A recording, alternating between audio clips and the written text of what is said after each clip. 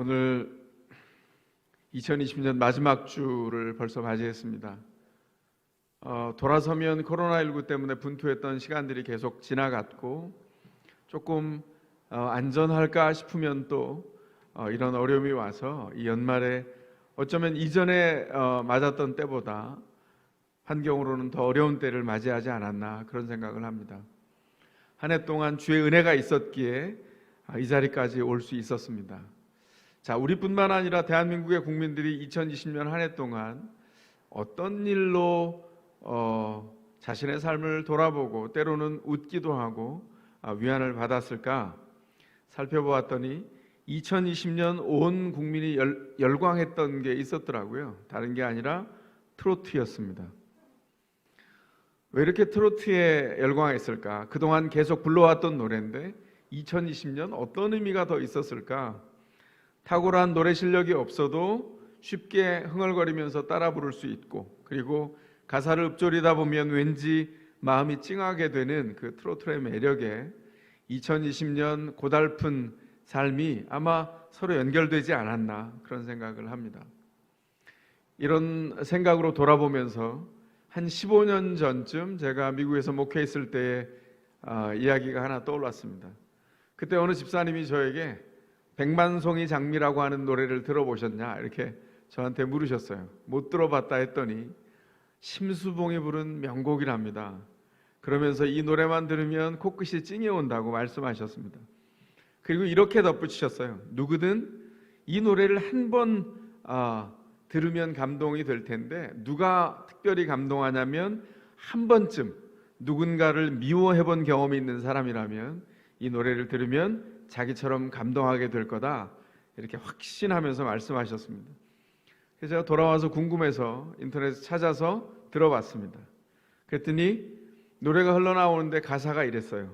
미워하는 마음 없이 아낌없이 사랑을 주기만 할 때 수백만 송이 꽃은 피고 그립고 아름다운 내별나라로 갈 수 있다네. 뭐 이렇게 이어지더라고요.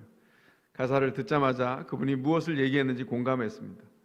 얼마나 미워했는지 미워하느니 세 번 반복되고 아낌없이 사랑을 주면 수백만 송이 장미꽃이 피고 아름다운 내별나라로 갈 수 있다.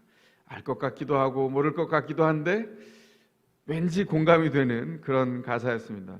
그러다가 세월이 좀 지나서 2007년도 5월 19일자 기독교 타임즈라고 하는 신문에 기사를 보게 되었는데 거기에 보면 심수봉 씨가 그간의 예수를 믿고 한 교단 목회자 세미나에 간증자로 선 내용이 그 안에 담겨 있었습니다.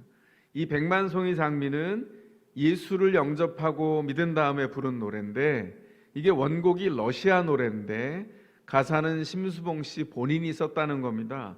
그래서 이 가사에 본인의 신앙의 고백을 담았다는 거예요. 그러고 보니까 그 내별나라가 하나님 나라라는 겁니다. 이분이 믿은 만큼의 고백이 이 가사에 담기지 않았나 그런 생각을 했습니다. 어떤 사람이 노래를 부릅니다. 그 사람이 부르는 그 노래는 그 사람의 생애를 세우는 깃발입니다. 교회도 초대교회 때부터 불렀던 노래가 있습니다. 그 노래가 뭘까요? 바로 오늘 본문입니다. 오늘 본문 빌립보서 2장 5절에서 11절에 나와 있는 이 내용이 초대교회가 공히 불렀던 찬송가의 가사였다는 것이죠. 빌립보 교회도 편지를 통해서 이 가사를 써 보냈을 때 이걸 낭독할 때 알고 있었어요. 어쩌면 그 예배 때 불렀던 찬송일 수도 있습니다. 이 본문을 통해서 우리가 오늘 우리가 불러왔으나 이제 버릴 노래와 그리고 우리가 부를 노래가 무엇인지를 살펴보려고 합니다. 첫 번째로 우리가 버릴 노래는 나의 노래입니다. 여러분 가수 김광석 씨를 아십니까? 오늘 노래를 얘기하니까 가수 얘기를 많이 하네요. 그 김광석 씨, 저도 좋아하는 가수인데요. 그의 노래 중에 나의 노래라고 하는 히트곡이 있습니다. 그 노래를 듣다 보면 가사가 이렇습니다. 나의 노래는 나의 힘. 후렴구에 계속 반복됩니다. 나의 노래는 나의 힘. 이 반복되는 노랫말을 들으면서 혼자 이런 생각을 해봤습니다. 질문이 생겼어요. 정말 나의 노래는 나의 힘일까? 나의 노래는 뭘까? 저는 이렇게 정의했습니다. 나의 노래는 하나님과 상관없이 내 마음이 품은 노래, 그게 나의 노래입니다. 내가 나의 노래를 부르면 힘이 날까? 내가 나의 직관을 믿으면 내가 하나님인 것처럼 모든 것을 결정하고 살 수 있다면 행복할까?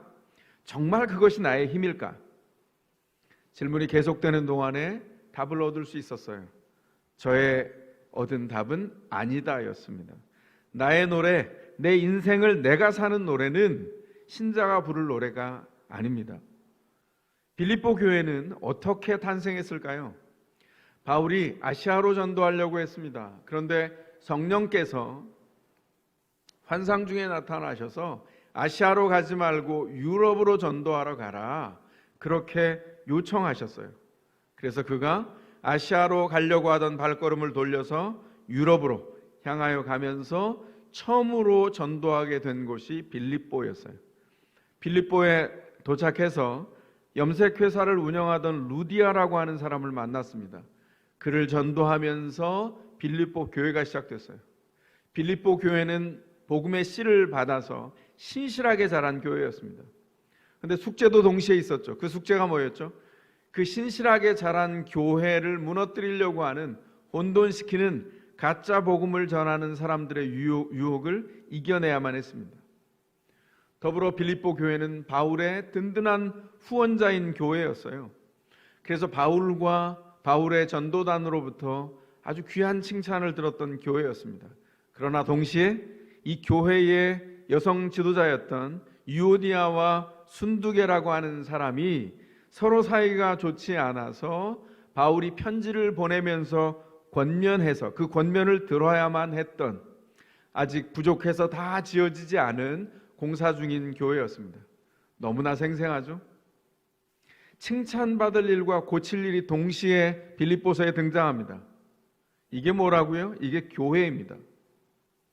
빌립보 교회에 유오디아와 순두계의 다툼의 문제에 권면하면서 빌립보 편지를 보냈는데, 여기에 이런 요지가 들어있죠. 뭐죠?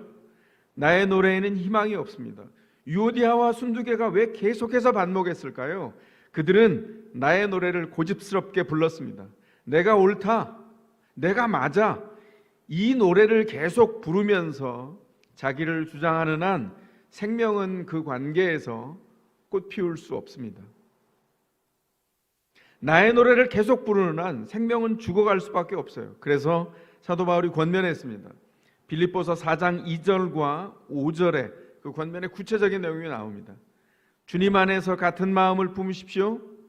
여러분의 관용을 모든 사람에게 알리십시오. 주님께서 가까이 오셨습니다. 뭐라고 지금 권유하고 있는 겁니까?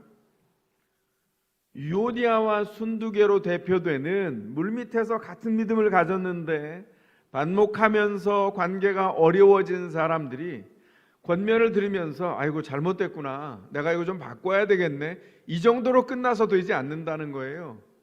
교회 모든 사람들이 보는 앞에서 평안을 선포하고 그 평안을 관용함을, 내가 그를 이해했음을, 그 사람과 그 사람의 모든 생애를 받아들였음을 나타내는 그 관용으로 서로 대화하고 표현하라는 겁니다.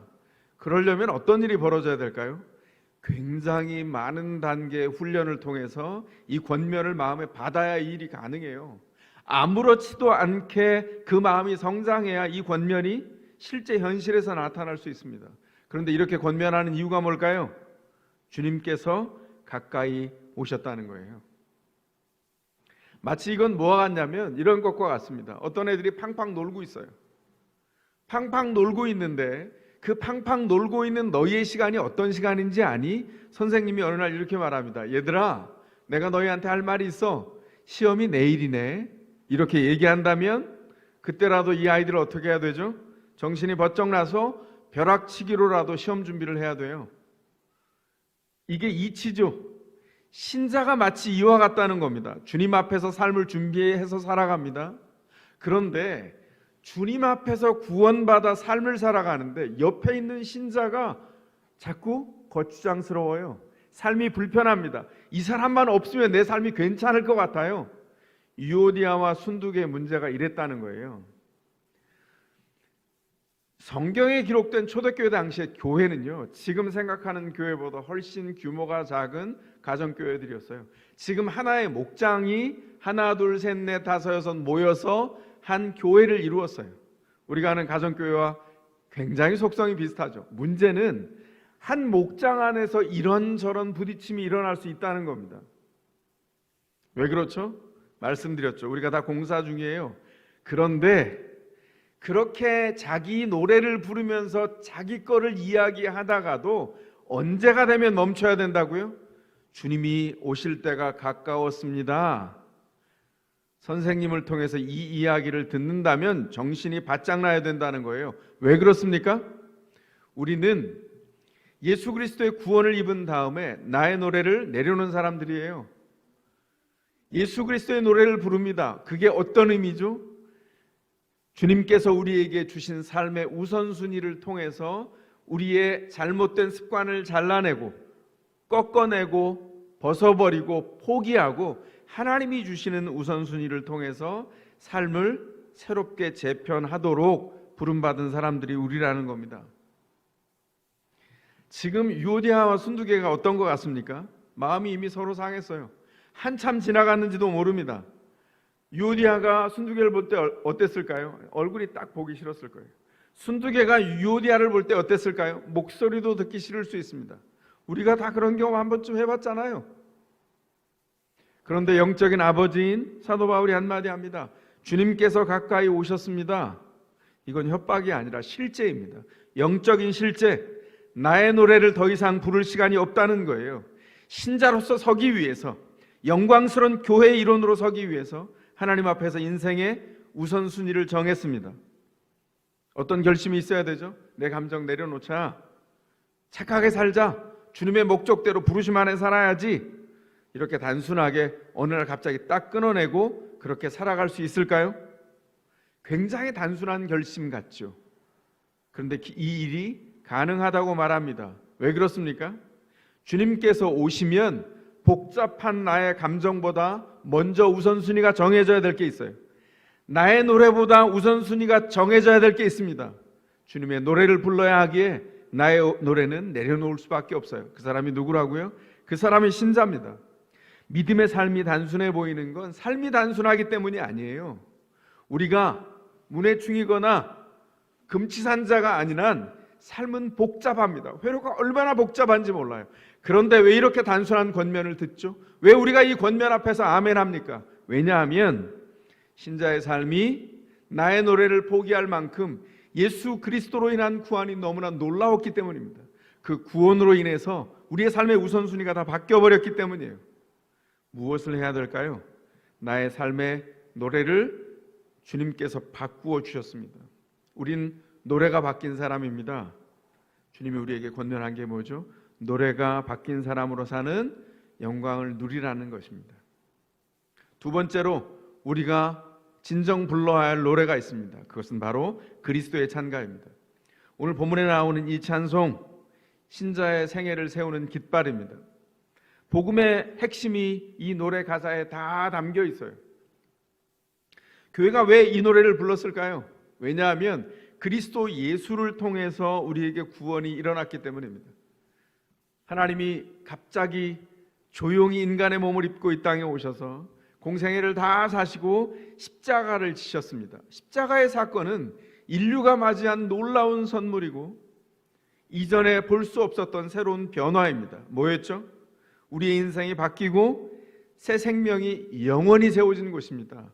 우리에게 새 운명이 주어진 곳이 바로 십자가입니다. 종교개혁자 마틴 루터는 그래서 이 십자가 사건을 통해서 우리의 삶을 이렇게 묵상했습니다. 십자가에서 우리에게 경이로운 맞교환이 일어났다. 무언가가 바뀌어졌다는 겁니다. 십자가는 우리의 삶의 경이로운 맞교환 장소입니다. 우리는 예수께 죄를 가지고 나와서 용서를 가져갑니다. 상처를 가지고 나와서 치유를 가져갑니다. 가난한 우리를 가지고 나와서 주님이 선물로 주신 부요하심을 덧입고 삶으로 돌아갑니다. 염려를 가지고 나와서 평안을 누립니다. 가지고 간 열등감이 당당한 자존감으로 바뀝니다. 죽음의 영원한 저주가 영원한 생명으로 바뀌었습니다. 이 얼마나 경이로운 맞교환입니까? 십자가에서 이 일이 이루어졌어요. 예수 그리스도를 통해서 우리에게 주어진 일입니다. 주님은 우리를 구원하시려고 뭘 했죠? 하나님이라고 하는 자신의 누구도 비견할 수 없는 놀라운 특권을 포기하셨어요. 하늘의 보좌를 비우셨습니다. 종이 되셨어요. 하나님이 어떻게 인간의 몸을 입습니까? 누구도 상상할 수 없는 일입니다. 그리고 인간 정도가 아니라 가장 낮은 곳까지 자신을 낮추셔서 죽기까지 순종하셨다.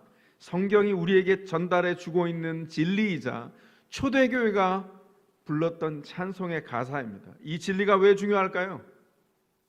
신자인 우리가 교회의 일원으로 살려면 먼저 한 생각으로 무장해야 됩니다. 오늘 본문 5절입니다. 뭐라고 돼 있죠? 이 마음을 품으십시오. 이렇게 권면하는 단어가 나옵니다. 여기 품으십시오라고 하는 단어가 원문에 생각하라라고 하는 뜻이 담겨 있는 명령어예요. 이건 권면이 아니라 명령입니다. 그러면 그 어법을 따라 번역하면 어떻게 될까요? 여러분은 그리스도의 예수의 마음으로 생각하라, 이렇게 명령하고 있는 겁니다. 아주 단호한 명령입니다. 바울은 빌립보 교회가 예수 그리스도를 통한 구원을 머리로만 알기를 원치 않았어요. 구원을 입고 살면서 삶의 현장에 들어가서 구체적인 관계들을 만들어갈 때, 그들이 신자이든 세상의 사람이든 그 관계 속에서 뭐가 먼저 있어야 된다고요? 예수 그리스도를 먼저 생각하라. 예수의 마음을 생각하면서 자기를 비우고 자신에게 주어진 십자가를 지기까지 서로에게 순종하기를 원했습니다. 주님께서 우리에게 어떻게 하셨죠? 자신의 몫에 십자가를 지시고 우리의 영원한 죽음을 생명으로 바꾸셨어요. 이제 그 십자가의 고난 가운데 우리가 동참합니다. 이건 제가 묵상해서 여러분과 나누는 게 아니라 사도 베드로가 베드로 전후서에서 우리에게 전달해주는 생각이에요. 그리스도의 남은 고난을 우리가 함께 채워가는 특권을 받았어요. 어떻게 해야 될까요?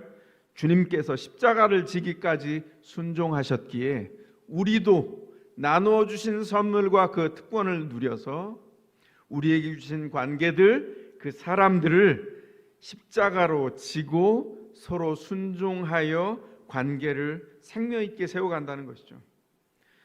성령 충만이 바로 이것입니다. 성령 충만, 그러면 사람들이 굉장히 특별한 것으로 계속해서 얘기했어요.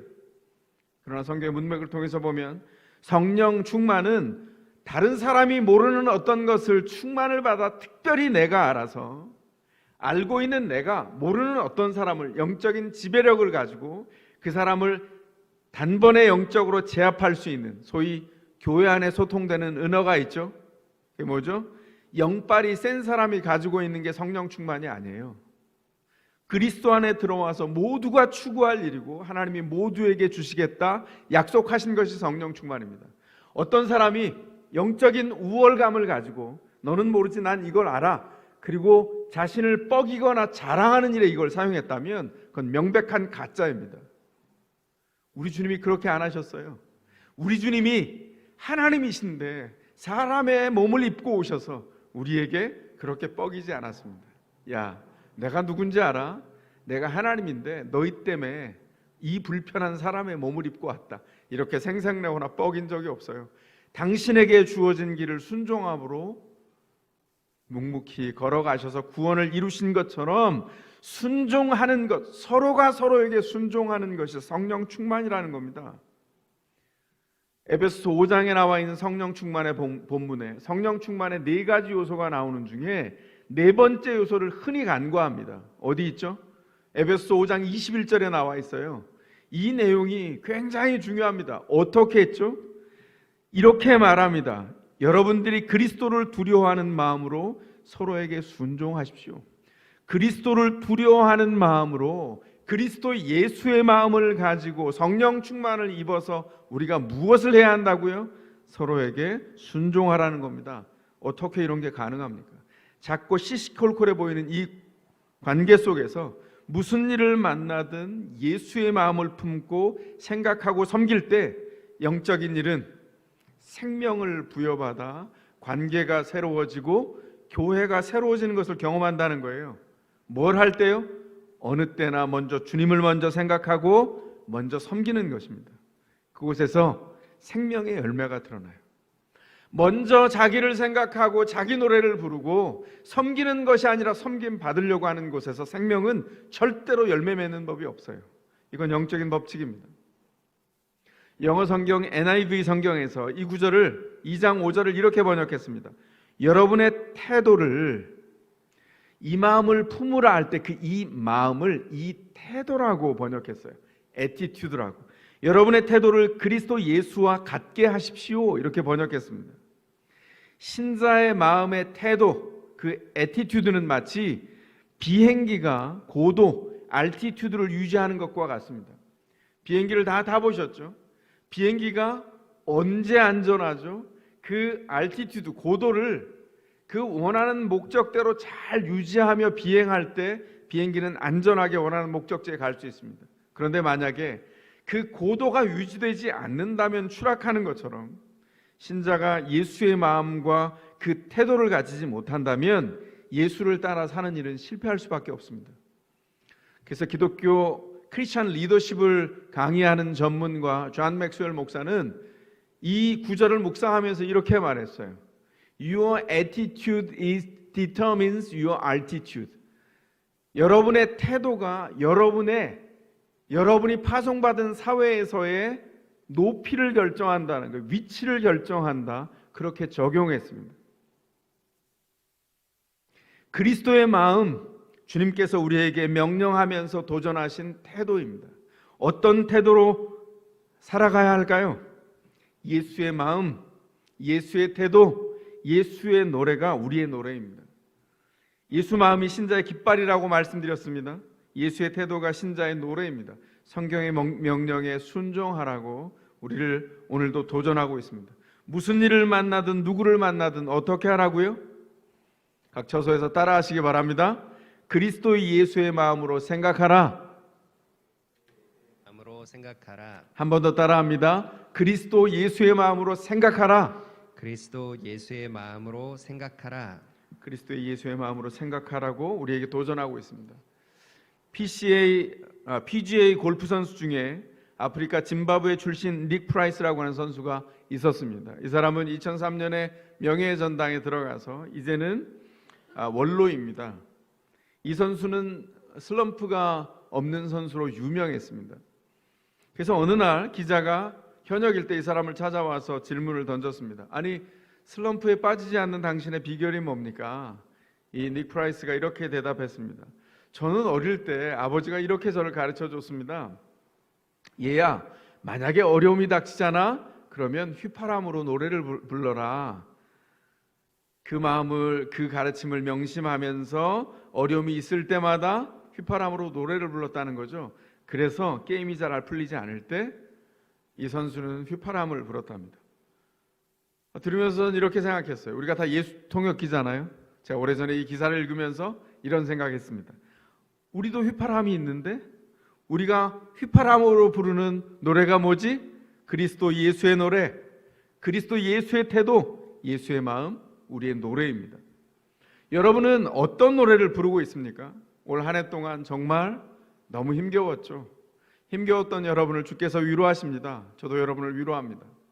올 한 해 동안 코로나19 때문에 우리를 정말 많이 낮아지게 했습니다. 3월 달에 저희가 처음 온라인 예배로 전환할 때 그때만 해도 위기에 자신이 있었어요. 시간이 지나면서 주님을 의지하는 것이 자신감이다 생각이 바뀌게 됐습니다. 얼마나 많이 하나님이 우리를 낮추셨는지 몰라요. 얼마나 힘드셨습니까? 그러나 이 사이에 감사한 게 있었죠. 우리를 낮추셔서 주님이 누구인지를 알게 했구나. 우리의 낮아진 가난한 현실에 주님이 찾아오셔서 우리를 부유하게 하셨구나. 올해도 여지없이 우리가 확인했죠. 우리가 능력이 있어서 사는 것이 아니라 낮아진 우리를 세우시는 그리스도의 은혜로 우리가 살아왔구나. 그 은혜를 인정하는 사람이 그 은혜로 또 살아가게 될 것입니다. 그렇다면 우리가 할 일은 분명하죠. 뭡니까?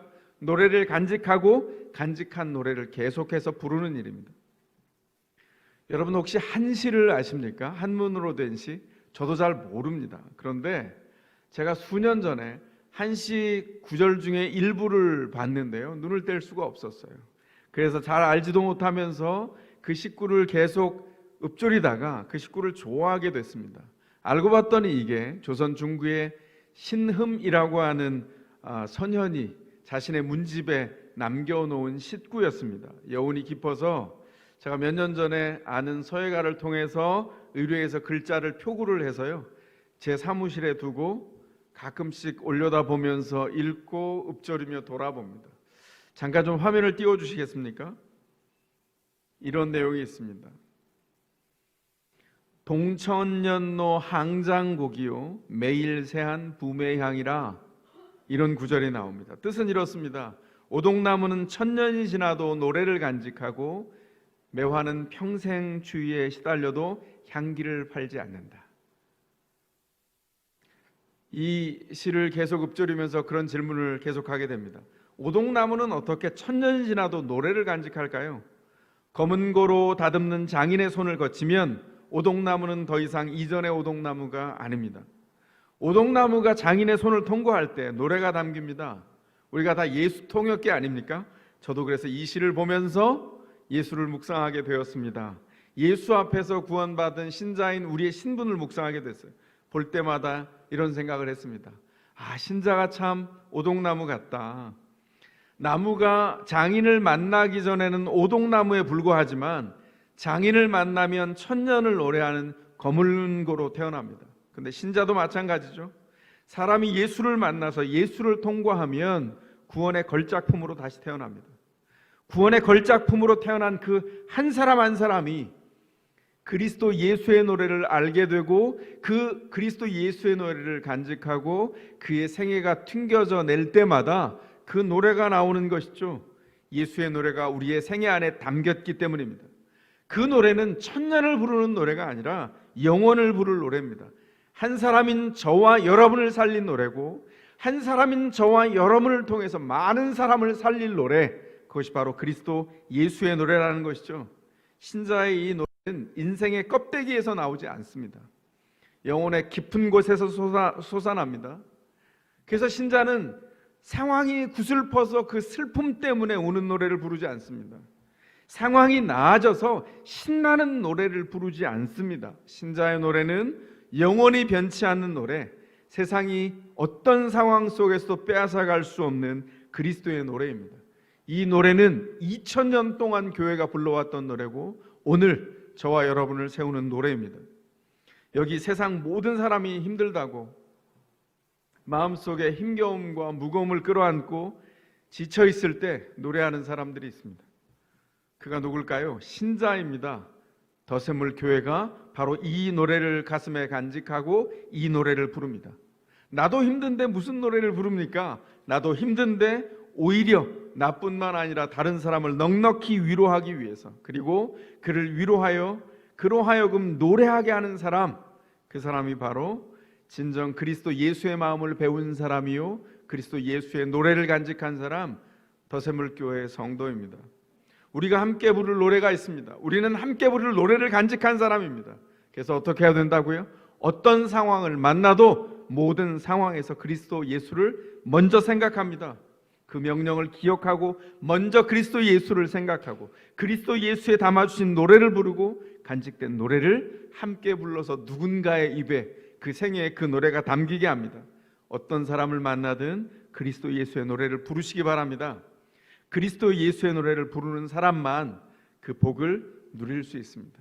이제 그 노래를 우리가 함께 부르기를 원합니다. 가능하신 분들은 그 자리에서 일어나시기 바랍니다. 우리의 영원한 노래 그리스도 예수를 함께 노래하겠습니다.